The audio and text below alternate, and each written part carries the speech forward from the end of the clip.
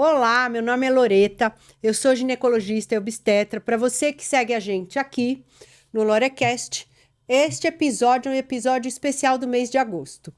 Mês de agosto é o mês dos pais, então eu trouxe aqui o seu ilustríssimo senhor Victor Canivilo. Pelo Canivilo vocês já sabem, né, que é meu pai, que para a gente conversar um pouco do que é ser pai, o que representa a paternidade numa família e na comunidade, principalmente num contexto que hoje em dia muitas mulheres são a base de uma família onde não existe essa figura paterna. E bem ou mal, né, a figura paterna ela é muito importante. Então, eu que tive uma criação de uma família, que como toda família não é perfeita, tem brigas, indas e vindas, assim como a minha própria família, nesse mês dos pais, né, parabéns para o meu pai, para o meu marido e para qualquer pai que esteja assistindo, é muito importante a gente debater como formar famílias é importante. Mesmo dentro de um contexto onde existem vários tipos de família, a figura paterna ainda é um alicerce para não gerar discussão sobre isso por conta das famílias atípicas, né, que são famílias em outros contextos.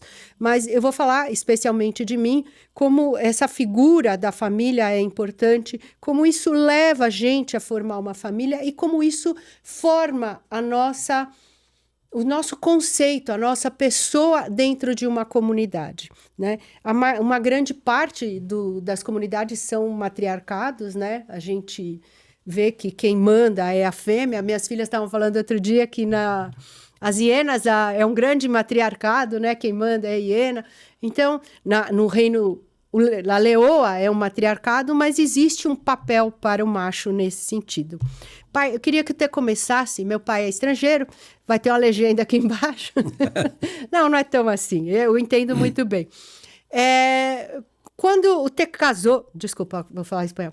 Quando você casou, e decidiu ter uma família, qual era o objetivo? Era porque estava apaixonado ou existia o contexto de formar uma família? E por que formar uma família? Eu acho que essa é a maior pergunta que eu faço para você. É um prazer estar aqui hoje, sobretudo com minha filha. Acho que muito importante para mim. Para mim, o conceito família era uma coisa que eu mal conhecia também. Assim como minha esposa, Angélica, também tinha um problema. Não éramos uma família tradicional, não vínhamos de uma família diferenciada, ao contrário. Então, não tinha estrutura de pai e mãe? Mãe, não tinha estrutura de pai e mãe. Ou porque foi criada pela sua mãe? Pela minha mãe. Que, aliás, é um bom exemplo. Numa época em que as pessoas... era um preconceito muito grande não ter pai. Isso né? mesmo. Então, esse estigma fez parte da sua vida. Foi isso que motivou ter? Isso, e em segundo lugar, eu conheci a Angélica, obviamente começamos a namorar, me enamorei profundamente dela e chegou um momento... Ouviu? Chegou um momento em que a gente pensou, conversou em criar alguma coisa, nos casar, fazer uma vida em comum. E começamos a pensar assim, mais que nada porque nós queríamos estar juntos e especificamente eu lutar por dar uma casa para ela. Era uma coisa mais importante para mim, ela ser a dona de casa, a casa dela. E assim casamos, como falamos em Chile, com a cara e a coragem, apesar que está em português, eu digo. Mas foi tranquilo, talvez não pensamos em filho, não pensamos na família constituída desde esse ponto de vista. Então, eu sabia que casando-se, lógico, poderiam vir os filhos e coisas assim. E eu diria que eu, como homem, como era jovem, tinha 22, 23 anos, então eu não estava preparado para ser pai. Mas isso me inquietava e me impulsava a ser uma pessoa com responsabilidade sobre esse aspecto. Então, quando minha filhinha nasceu, Eu? Você, eu fiquei muito assustado, fiquei apavorado, porque eu pensei uma coisinha tão pequena, e se algum dia não tenho que dar de comer, de abrigar, de vestir essa menina? Então eu pensei, isso me impulsou a cada vez trabalhar mais. Então, a minha profissão me ajudou muito a eu fazer trabalhos esporádicos Que completassem que completassem Villarrenda, onde eu trabalhava. Então, isso me ajudou e trabalhava. A Angélica me ajudava, quando estava grávida, inclusive, a tirar medidas de algumas residências que eu tinha que fazer as correspondentes plantas. E assim fomos levando a vida. E nasceu nossa querida filha, muito, mas muito perspicaz. Uma garota que aprendeu quase tudo sozinha. Com 1 ano, ela realmente se comportava como um menino de 4 anos. Ela fazia suas necessidades sozinha, que era coisa muito importante e ajuda para a mãe. E depois vieram o nosso filho, o nosso segundo filho, o Ricardo. Ele... O mais feio da família. Diga-se de Nem passagem. tanto, nem tanto. Ele, a gente já sabia o que era, mas também ele nasceu numa época tão ruim. Nós tivemos nosso filho durante uma... Sobre todo a Loreto. Loreto nós tivemos quando tinha um princípio de golpe, uma escaramuça. E isso foi difícil. Eu tive que levar a Angélica, ligar para a polícia e levar a Angélica de um caminhão que... de verduras que trabalhava seguramente no mercado, alguma coisa. Eles me levaram e me deixaram. E a polícia me deixou de volta em casa. Porque tinha toque de recolher. Toque de recolher. E quando nasceu Ricardo foi exatamente a mesma coisa. Pior ainda porque já foi o pré-golpe. Ricardo nasceu em junho e o golpe foi em setembro. Então, e ele deu um pouquinho mais de problema para a Angélica desde que nasceu. Ele nasceu com alguns pequenos problemas, mas que foram superados. E quando te decidiu sair... Eu não consigo falar você, desculpa. Quando te decidiu sair do Chile e vir para o Brasil? O que motivou? Qual era o objetivo? Isso aí. Então, a situação era muito ruim na época que nós vivemos junto com a Angélica, porque durante o governo de Allende, a gente tinha que comprar grande parte da comida e carne especificamente sempre no mercado paralelo. Ou fazer uma fila que ficava o açougue do lado de nossa casa, fazer uma fila toda a noite para comprar outro dia 8h30, 9 da manhã. Fala do frio. E frio, pleno inverno, é lógico. Então, a Angélica grávida, ela ia me acompanhar e ficávamos 2 na fila até comprar. Nossa, mas que amor, né? A pessoa vai na fila no frio. Eu ia ficar em casa. Não, a gente compartilhou todo esse tipo de coisa. Então, isso nos uniu muito mais e era lógico que o objetivo nosso era nosso filho. E aí você resolveu vir para cá? Claro. Aí, depois, quando o Ricardo nasceu também, em 73, foi muito ruim a continuidade com a ditadura. A ditadura. ¿Por quê? Porque todos os preços subiram hasta 10 vezes, 20 vezes o valor. Então, puxa, de repente a gente se encontra que recibe um dinheiro e não sabe se vai alcançar para o mês. Agora, meus bicos me ajudavam, inclusive naquela época. E conversando com a Angélica, nós dois estudávamos inglês no Instituto Norte-Americano de Cultura, que a empresa me pagasse e eu tinha bom resultado. Essa era uma nota A. E nós dois estávamos bem, graças a Deus, nisso. Aí chegou um momento, olha, conversando, falou, pô, a gente tem que buscar alguma outra coisa. Então, que tal se nós vamos? Eu fui a Canadá. Na Embaixada de Canadá, ou no consulado, eles me perguntaram se tinha problemas políticos. Falei que não. Então, falei, não podemos ajudar porque você não tem problema político. Só queremos ajudar gente com problema político. Fui logo depois na Embaixada de Austrália, preenchi uma solicitud de residente e fiquei aguardando. E no Brasil foi assim, eu tinha um amigo que eu ajudei muito porque ele tinha sido dispensado sem levar nada. E ele foi contratado por casualidade por uma empresa de elevadores para vir para o Brasil. Ele não se apresentou, procurou no que ele achava que era melhor, mas ele veio com visa. E com um contrato, foi fácil para ele. E ele me comentou, puxa, é todo bom aqui, todo espetacular. Tá. Aí eu falei, olha, que não custa nada ir a perguntar. Fui ao consulado e preenchi uma ficha. Pelo meu currículo e pelos estudos que eu tinha, me deram visa em 60 dias. Aí você veio. Aí, lógico, fiquei trabalhando mais uns meses, deixar tudo pronto para que a Angélica recebesse a indemnização da empresa onde eu trabalhava, que fazia 9 anos, para ela ter como cuidar vocês dois, você e tua irmã. E eu vim com visa, com documentos que eu adquiri logo no primeiro dia, mas sem saber português, sem conhecer nenhuma empresa, nada. E fui a procurar emprego, das 5 da manhã até 9 horas da noite. Então, um prédio que tinha empresas comerciais, eu passava e deixava um currículo que eu preenchia com cópias de carbono em uma máquina de escrever do meu amigo. Eu fazia 5 ou 6 cópias e tudo era assim. Porque eu não trouxe dinheiro, trouxe $100 só. E o idioma era uma barreira importante? Foi, mas como é assim? A gente sempre ensina algumas coisas básicas. Onde fica, qual é o endereço, onde fica tal coisa, fica isso. E coisas assim, bom dia, boa tarde, obrigado. Eu lembro que meu pai falava assim, eu não entendi o que é esse passa-se o ponto. Ele falava, o que era passa-se o ponto?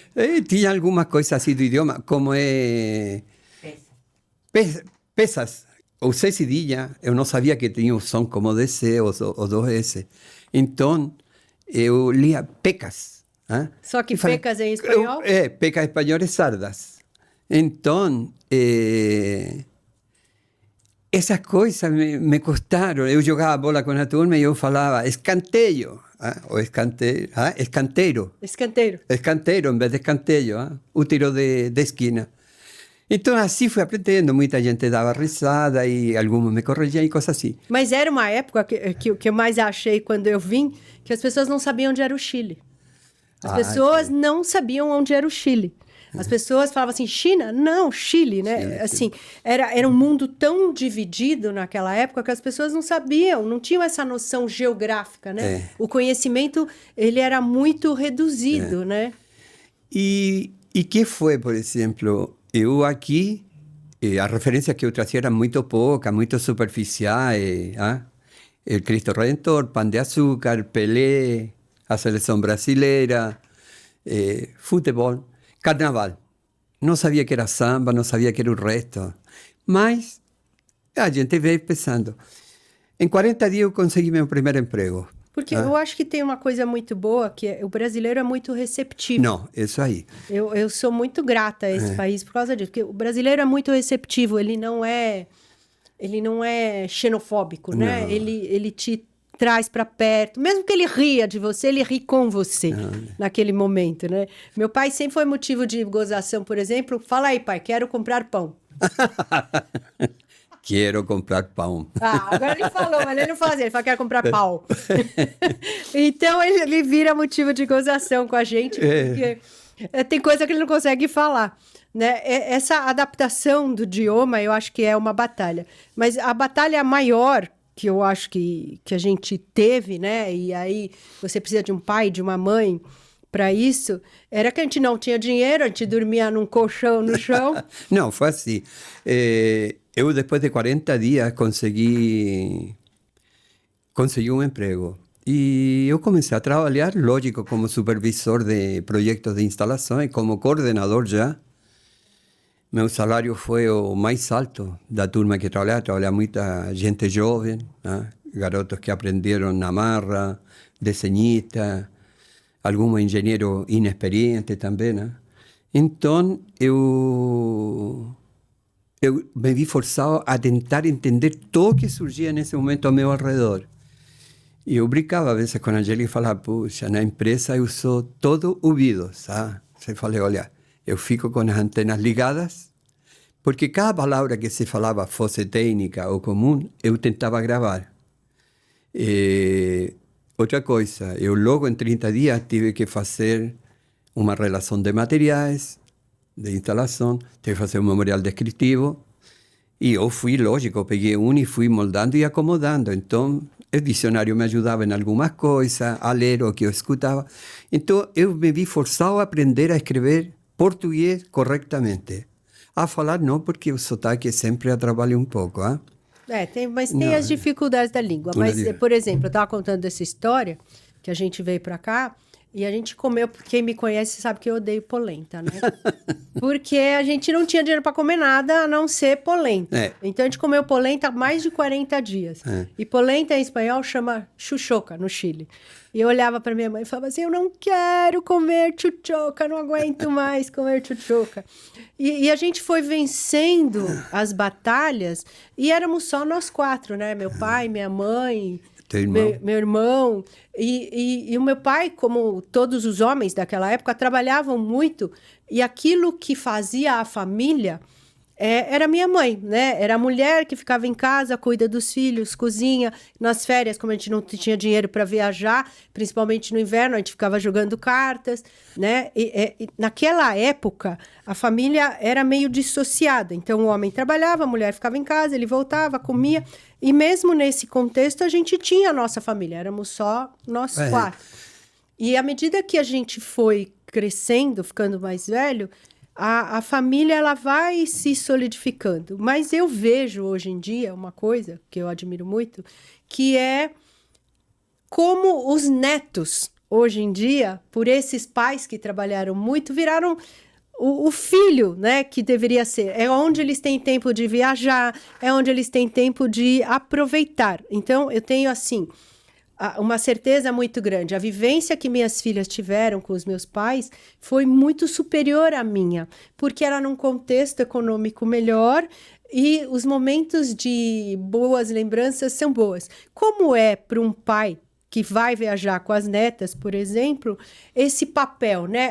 Como que você se vê? Eu sou avô e tenho um amor muito grande por essa criança e posso fazer diferença na qualidade de vida dela. Como é essa experiência, ser avô, né? Pai 2 vezes? Olha, é exatamente ser pai, ou seja, tem uma responsabilidade dupla. Hein? Então, os filhos cresceram, se casaram, então eles já têm uma certa independência.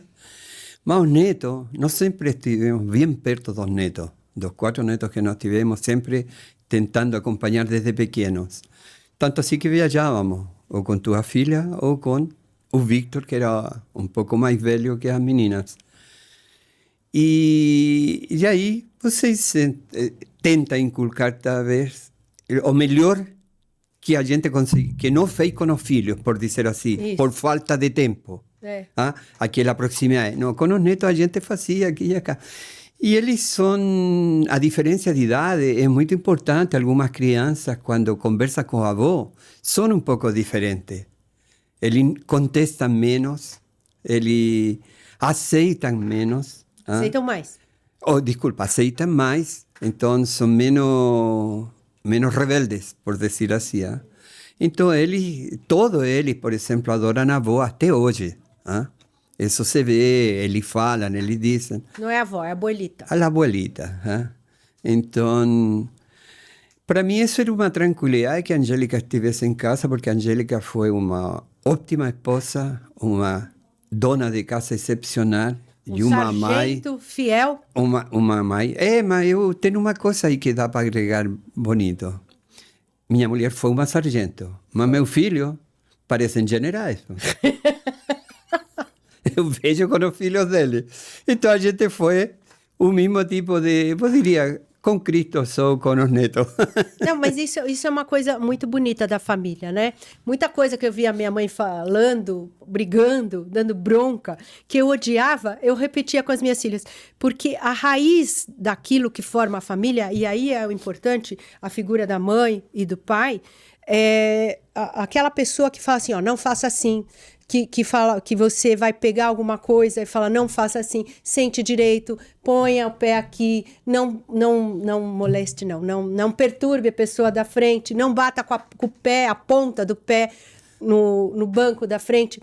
Parecem coisas pequenas, mas que na sociedade são pilares muito importantes. Porque hoje em dia, muitas das brigas acontecem porque as pessoas não sabem até aonde é o limite da sua individualidade. As pessoas brigam porque alguém estaciona o carro na sua garagem, a pessoa não devia nem ter estacionado o carro na sua garagem. As pessoas brigam no avião porque o cara de trás fica batendo o pé nas suas costas, ou no teatro. As pessoas brigam por coisas que deveriam ter sido corrigidas em casa, porque elas atropelam o direito do outro. E minha mãe sempre falou uma frase muito bonita: o seu direito termina quando começa o do outro. E se toda a família tivesse alguém capaz de dar bronca, pôr de castigo, no sentido de correção, porque minha mãe nunca me bateu, a gente sempre brinca, né, que ela bateu, mas minha mãe nunca me bateu, ela mandava eu escrever 20 vezes, não devo ser insolente com a minha mãe. Não era assim, não devo responder à minha mãe, não devo responder 50 vezes. Ou ficava olhando para a parede. Esse era o pior castigo. Então, e foram os castigos que eu fiz com as minhas filhas, né? Eu não punha elas na parede, mas punha no cantinho de pensar, falava, corrigia as mesmas coisas. Aí você vai se espelhando, vai olhando e fala assim, puta, tô igual o meu pai, tô igual a minha mãe. Tanto é que a gente foi viajar esse feriado, as meninas falavam pro meu marido assim, você tá igual o abuelito, quer ficar indo na frente, quer mandar em tudo, entendeu? Porque o homem sente essa necessidade de gerenciar. Mas até que parte, como pai, você gerencia? Até que parte você abre mão para a mulher gerenciar? Em meu caso, por exemplo, foi exatamente um pouco diferente ao teu caso. Hein? Se são duas pessoas que trabalham, dois profissionais equitativos, então cada um se preocupa de gerir a família de um ponto de vista seguro que o dinheiro dá. O trabalho, o que vai ganhando. Meu caso era diferente, eu tinha que trabalhar muito. Sim. E Angélica, para que não faltasse nada para ela e para vocês sendo pequeno. Então, a sorte que cada vez que passava, na medida que passavam os anos, eu cada vez fui ganhando mais dinheiro, sobretudo fazendo bicos, coisas assim, coisas independentes minhas. O que você fazia de bico? Tirava roupa? Não, isso não. Isso não. Bico é assim, por exemplo, tinha uma construtora que precisava criar um edital, eles me chamavam, eu levantava todo o material e eu fazia todo o edital para eles. Então eu ganhava bem com isso. Fazer projetos de estrutura. Mas trabalhava muitas horas. Isso trabalhei eu lembro desde pequena. Meu pai, eu ia dormir, ele devia ficar até umas 2, 3 da manhã trabalhando, acordava antes da gente. Oi? E eu acordava... E minha mãe do lado dele numa prancheta. Antigamente era uma prancheta, era uma folha de papel vegetal que ele desenhava em cima de um plano que já estava em cima, né? Não tinha fotocópia. Então, eu cresci vendo meu pai trabalhar muito. Então, esse para mim é um valor muito grande. O trabalho, para mim, é um alicerce muito grande. Não consigo falar assim, como vê que os jovens ou certas gerações primam muito mais pelo seu bem-estar, conforto individual, ao invés do trabalho. Porque são conflitos de gerações que devem ser respeitados, e isso é uma coisa importante, que minhas filhas têm essa noção. Elas falam assim, minha mãe fala alguma coisa, meu pai, aí uma vira para outra e fala assim, não, mas é outra geração, a gente não pode querer que eles entendam tudo o que a gente faz. Eu acho isso muito bonito dentro de uma família, esse valor de respeitar o avô e a avó. Mesmo no momento que, assim, às vezes meu pai... Ele quer ajudar tanto que ele sufoca, né, as meninas. Então, esse respeito que elas têm por eles, para mim, assim, eu falo assim, putz, eu fiz a minha parte. Porque tem alguma coisa que podem falar das minhas filhas, é que elas não são mal educadas, elas respeitam os avós. Tanto é que a Larissa falou assim, amanhã a gente tem que almoçar com o vô e a avó, que faz 15 dias que a gente não vê. Então... A família tem essa base muito importante de união. E nossa família somos só nós 4, praticamente, né? Aí agrega a minha família, a família do meu irmão, e vira uma grande família. Como você vê essa mudança de valores geracional? Em primeiro lugar, as coisas foram mudando com o passar do tempo e as crianças foram adquirindo maior informação. Era mais fácil receber informação hoje em dia. Internet, celular, um monte de coisas ajuda. E a personalidade é completamente diferente. São mais adultos, por dizer uma palavra. Assim, são mais adultos, eles pensam mais, eles conhecem e se aprofundam em alguma questão de interesse. A Camila é o caso típico disso. Nossa, Camila é... Ela se aprofunda para ela ter certeza do que vai falar, inclusive discutir e colocar na frente disso aí. O que a Larissa fez de ir apresentar um trabalho em medicina em Suécia, meu Deus do céu, com o segundo ano eu fiquei de boca aberta. E ela defendeu, infelizmente não vi a apresentação, mas o fato de ir sozinha e ver tudo isso como era feito, eu legi. A Larissa é uma pessoa que tem, para mim, 30 anos dentro dela. Apesar de ser uma garota de 19 anos. Não, mas ela sabe. A Camila está crescendo aos poucos. A Camila é um pouco mais... Queixo duro. Ela é um pouco mais geniosa. Então é mais difícil. Até ela não se vê muito. Então ela, quando está dando todo o resultado, ela está feliz. Mas tem um obstáculo, ela já fica... Mas isso faz parte. Faz parte, não. Mas ela tem uma informação enorme, enorme. Então, elas cresceram muito. Então, hoje em dia, por exemplo, a gente vê uma criança de 5 anos, 4 anos com celular, e eles falam coisas que eles sabem. Né? Em cambio, a gente era diferente. Então, os brinquedos eram diferentes. Os brinquedos nossos, eu como criança, eram todos manuais. Agora, a gente tinha que fazer o brinquedo. No caso dela era diferente. Por exemplo, comprar uma garra. Quando eu era pequena, a gente podia escolher um presente. Aí meu irmão tinha um negócio antigamente, você lembra, Roberta? Uma mão mecânica e a mão biônica. Lembra disso? Aí meu irmão me convenceu que eu tinha que pedir a tal da mão biônica. Putz, era uma coisa ridícula, porque era um cabo que no fundo tinha uma mão que fazia assim. Aí ele encheu tanto meu saco, eu era mais velha, mas eu me deixei influenciar.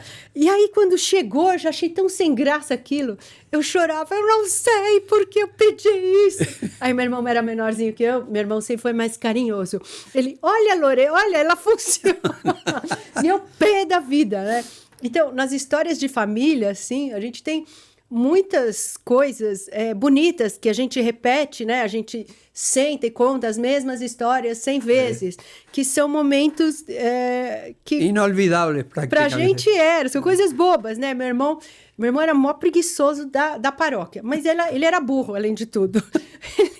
O que ele fazia? Ele ia mal na prova, ele pegou uma vez uma prova, dobrou a prova, enfiou embaixo do chão da casinha da cachorra. Então tinha o chão saía entre a tábua de baixo e o chão. Aí ele guardou lá. E aí ele conta uma história que estava lavando o quintal. E meu pai falou assim, vamos lavar a casinha. Aí meu irmão, para quê? Não precisa limpar a casinha. Não, vamos lavar a casinha. E quando meu pai tira o fundo da casinha da cachorra, vem a prova, 0. Entendeu? Então, assim, a família, cada família tem histórias que vão construindo momentos que vão passar de geração para geração. E cada família tem no seu contexto a figura de um pai, né? Alguém que representa a figura paterna, a figura materna, e hoje em dia existe uma divisão desses poderes, né? Entre, por exemplo, eu e meu marido, a gente é muito equitativo. Lógico. Meu marido foi sempre uma pessoa muito participativa, que eu até brigo com ele, que ele é participativo demais até. Então, meu marido é muito protetor com as minhas filhinhas, tudo para as minhas filhinhas, O que você vê no Marcelo que você acha que por geracionalmente você não pôde fazer e gostaria de ter feito? Levando em conta que existe uma alteração do nível socioeconômico que permite mais coisas. Muito diferente. Mas coisas simples que você gostaria de ter feito ou tinha vergonha de fazer e gostaria de ter feito, ou naquela época não era valorizado e agora você acha importante? Certamente, como latino, nós somos machistas. Em qualquer país, desde México para baixo, somos todos machistas. Então, a gente sempre foi criado de um ponto de vista masculino. Então, tem coisas que o pai não deixava, as mães não mandavam lavar a louça aos filhos, porque era coisa de menina e coisas desse tipo. Então, no nosso caso, eu, por exemplo, lavava a minha louça porque eu sempre estava sozinho em casa, ou com minha irmã. Mãe, ele lavava a louça? Sim. Não! Mentiroso, pai! Isso quando eu casei, estou tá. falando quando era criança. Não, estou falando quando casou. Não, quando eu casei. Então eu fazia essas coisas porque minha mãe me ensinava. Não tinha ninguém que me falasse, não é para fazer isso. Mas minha mãe também era uma mulher machista, como todas as mulheres do século passado. Ensinava nos filhos aqui que o filho podia fazer qualquer coisa, as meninas não, tinham outras obrigações e coisas assim. Então, era diferente. Hoje em dia é todo mais equitativo. Hoje em dia, o menino, se bobear, as meninas são mais inteligentes que ele. Porque e fazem mais coisas. Estruturadamente, melhor, elas amadurecem. Mais amadurece e outra coisa. Estão acostumadas a fazer as coisas, ainda quando meu filho aos 9 anos cozinhava e a irmã lavava a louça, mas quem cozinhava era o irmão. Eu não gosto de cozinhar, prefiro lavar a louça. Eu não tenho problema nenhum com isso. Então, eu acho que tem. Por exemplo, Marcelo. Marcelo, eu acho que é uma ótima pessoa. Eu fiquei muito contente quando vocês casaram. E lógico que na primeira briguinha, assim, eu falei, olha, se você fazer besteira, você se separa e eu caso com ele. Não falei isso? Verdade. Ele falou... Falei. Quando eu saí de casa, meu irmão falou assim, eu quase fui com um buquê de flores pedir o Marcelo em casamento. Entendeu? Porque o Marcelo é uma pessoa que ele é uma pessoa muito, ele é muito sério, né? Em certo sentido, ele é uma pessoa, mas ele é uma pessoa muito boa, né? Ele nunca me impediu de forma nenhuma de ajudar meus pais do ponto de vista econômico e nunca impediu meus pais de frequentarem minha casa. Tanto é que a maioria das vezes ele que fala, você quer chamar seus pais? Aí às vezes eu falo para ele, não, quero descansar. Então, isso é muito importante. Mas o que ele fez, você não respondeu o que eu falei, que ele fez que você gostaria de ter feito e não pôde fazer? Como não tive oportunidade, então não sei, talvez se eu tivesse na mesma condição dele, haver estudado muito mais, haver tentado... Eu estou falando em relação à família. A família?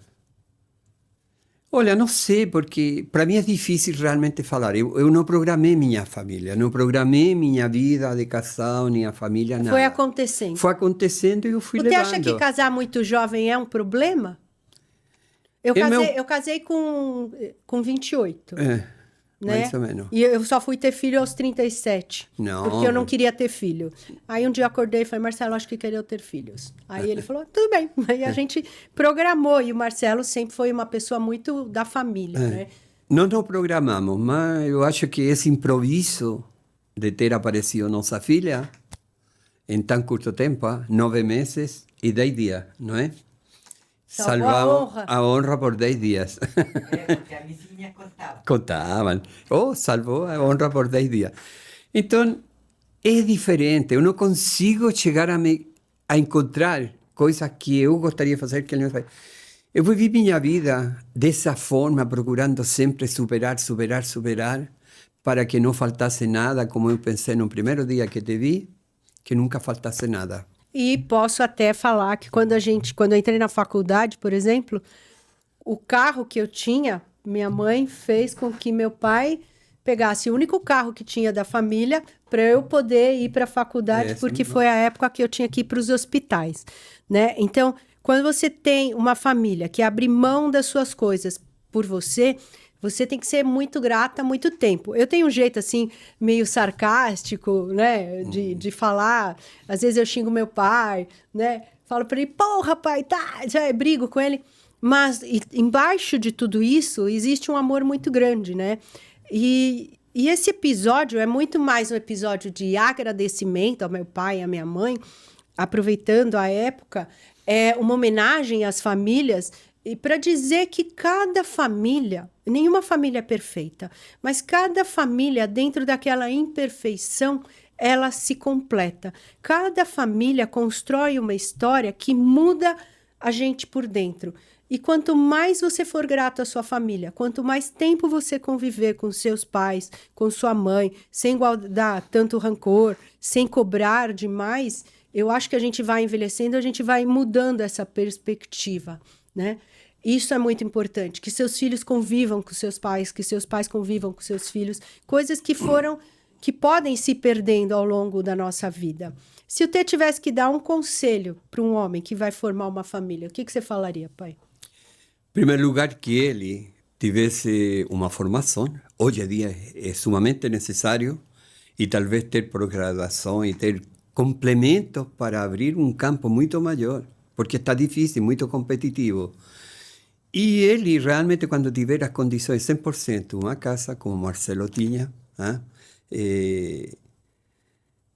ter alguma coisa que não fosse a interferir no casamento em um momento imediato, por exemplo, falta de alguma coisa.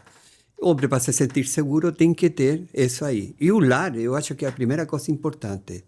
Graças a Deus, aqui no Brasil, em Chile, eu não tinha casa, eu alugava uma casinha boa, era todo bonitinho, porém, não era meu. É bem geracional, né? Porque essa geração de hoje em dia não valoriza isso. Então, eu fiz aqui, quando vim no Brasil, que eu conseguia ganhar dinheiro, em 5 anos comprei uma casa. Se eu tivesse que agradecer a esse país, o que você mais agradeceria, pai? Ter me aberto as portas, sem dúvida alguma. É um país rico, aprendi ele a conhecer em toda a sua fase, economicamente, culturalmente. Tivemos a oportunidade de conhecer lugares que são completamente diferentes, nem todo mundo tem acesso, como Manaus, coisas desse tipo. Então, foi uma coisa assim bem importante. E a Angélica, que sempre estava do meu lado, cuidando da parte mais importante, que era a base familiar. E eu conseguindo os trabalhos. Então, ela, quando deu para viajar, viajou comigo para o exterior, em outros estados. Quando a gente estava mais velho. Então, quando eles cresceram e chegaram numa adolescência, então ficamos com mais liberdade para poder sair. Eu vou fazer a última pergunta. Quem é o filho preferido, eu ou o Ricardo? Os dois são preferidos. Um de dia e outro de noite. Para de quem manhã não sabe, e outro de tarde. eu sou muito amiga do meu irmão. Eu amo meu irmão do fundo do meu coração. Quando pequena, eu odiava ele em muitos momentos. Né? Eu queria, às vezes, fazer ele sumir da minha vida. Como todo irmão, né? Sempre fala assim, ai, não queria ter esse irmão. Mas ter um irmão, para mim, é muito importante, porque você tem alguém que... Você tem uma história muito grande juntos, né? Se você olhar, por exemplo, hoje em dia eu sou casada, eu passei mais tempo com meu marido que com a minha família. Mas aquilo que eu vivi com meu irmão até os 18, 20 anos faz parte de nós. Então, eu sei que eu posso contar com meu irmão em qualquer momento. Isso é bom. E o fato de sermos só nós 4, praticamente, é um negócio que ajudou muito, né? Nisso. Então, assim, eu fiz esse programa para agradecer meu pai, para agradecer minha mãe, para homenagear todas as famílias e para dizer que não existe um modelo perfeito de família. A família só precisa de uma coisa: união, amor e respeito. E as famílias precisam cultivar tradições, cultivar histórias juntos. E espero que todo mundo tenha um feliz Dia dos Pais. Quero agradecer ao meu pai por vir, né? Ainda falei para ele, pai, é para eu perguntar e você já responde, não é para eu falar, que meu pai gosta de contar história. Mas eu queria agradecer muito meu pai e minha mãe por estarem aqui hoje comigo e se hoje eu tô aqui, é graças a ele. Obrigada, gente. Obrigada, pai. Obrigado. Graças, papá. Obrigado a ti.